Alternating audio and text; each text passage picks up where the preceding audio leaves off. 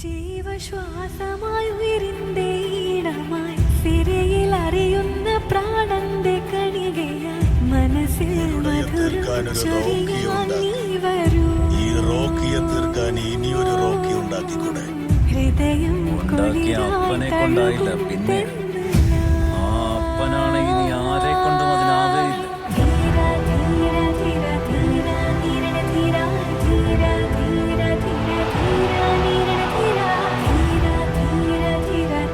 One and only peace.